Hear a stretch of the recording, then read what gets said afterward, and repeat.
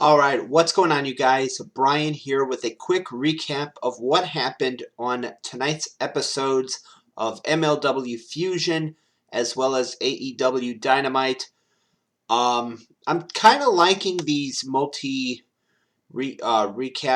episode recaps in one video. So here we go. I'm going to start with MLW Fusion. So on tonight's episode, we saw Richard Holiday successfully defend the Caribbean Championship against Gino Medina. We had a Von Erichs promo. We also heard from TJP talking about his matchup next week against Buku Dao. He also talked about his suspension and the fine he had to pay for injuring Buku Dao. So that was pretty much it for that. We had Los Parks with Selena De La Renta. Los Parks successfully defended the MLW World Tag Team Championships against the Dirty Blondes. We heard from Mads Kruger of Contra, sending a warning to the current National Openweight Champion, Alexander Hammerstone, saying he's not done with Hammerstone. So that's going to be interesting to see where those two meet up again. We had highlights of an interview with Lio Rush that the interview queen Alicia Toot did with Lio Rush, the current middleweight champion. We heard from Myron Reed, who basically wants another match against Lio Rush. Of course, Lio Rush defeated Myron Reed to become the middleweight champion in MLW back at Kings of Colosseum. So that'll be interesting to see if that match happens. And in the main event, it was Alexander Hammerstone successfully defending the National Openweight Championship against Mil Muertes. And then afterwards, Hammerstone would say that next week he's going to have a press conference with some big news. So it'll be interesting to see what happens there, what that big news is going to be. So moving on to AEW Dynamite, we had a Young Bucks promo at the beginning of the show talking about their actions from last week when they realigned with Kenny Omega and the Good Brothers and Don Callis. We had an MJF and Mike Tyson segment where MJF tried to pay off Mike Tyson. Tyson, of course, was going to be the special enforcer in the match between Chris Jericho and Dax Harwood later on in the show. So MJF was trying to pay Tyson off to maybe get an advantage in that matchup. Of course, the Inner Circle and the Pinnacle are on a collision course heading towards Blood and Guts happening on May 5th, which will be a two-ring surrounded by a steel cage, kind of like a War Games type War Games matchup. So that'll be interesting to see what happens there. We had the AEW World Tag Team Championships on the line. The Young Bucks successfully defending against Pac and Rey Fenix. We had a Hangman Adam Page and Dark Order interview where Hangman was asked about the reunion of Kenny Omega, the Young Bucks, the Good Brothers, and he changed the subject to how John Silver arm is feeling.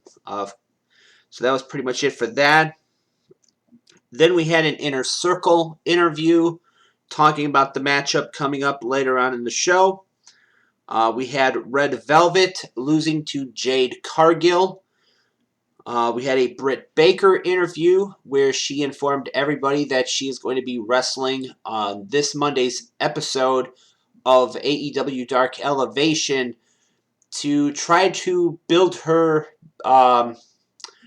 as far as getting up in the standings and the rankings for the AEW Women's Championship. We had Anthony Ogogo making his in-ring debut, and he won his match via referee stoppage. We heard from Miro, who basically sent a warning to all the champions in AEW, saying he's coming for all those titles. And he also wanted to know where Kip Sabian has been. He's been looking for Kip and been wondering where he's at after that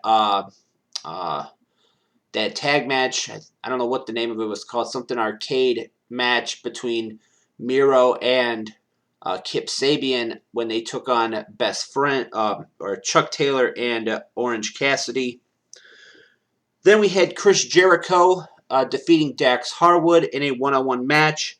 We heard from the Elite in an interview outside, which would end with Don Callis delivering a super kick to the cameraman.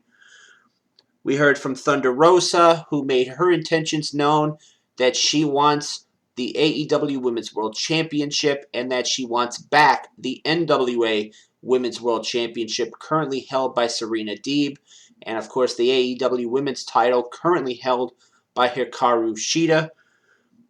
Then we saw Chris Statlander return to action after 10 months of being out with I believe it was an ACL injury that they said she suffered back in June of last year.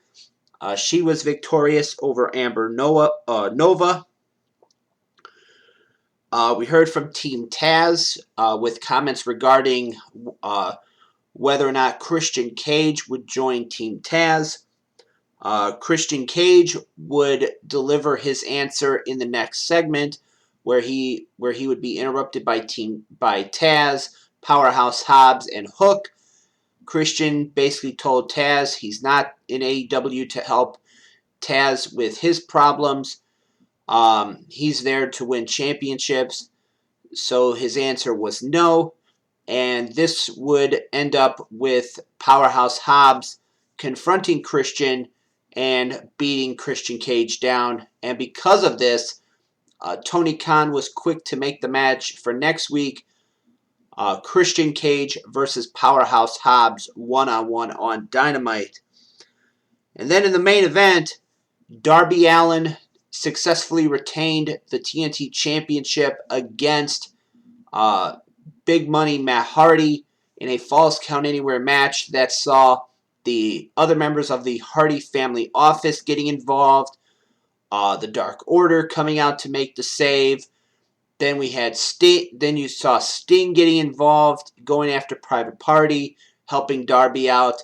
Then Lance Archer would come out when Ethan Page and Scorpio Sky, who have had their issues with Darby Allin, coming out, and he stopped them. And then he went after Lance Archer went after Private Party, and basically the match ended near the commentary table, where Darby would put Matt Hardy on the commentary table and then would climb up one of the trusses and deliver the coffin drop and pinned Matt Hardy 1, 2, 3.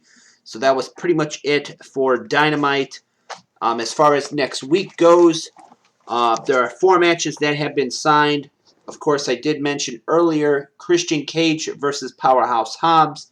We're also going to see Trent take on Penta El Zero Miedo. Ty Conti will get her shot at the AEW Women's World Championship when she challenges Hikaru Shida.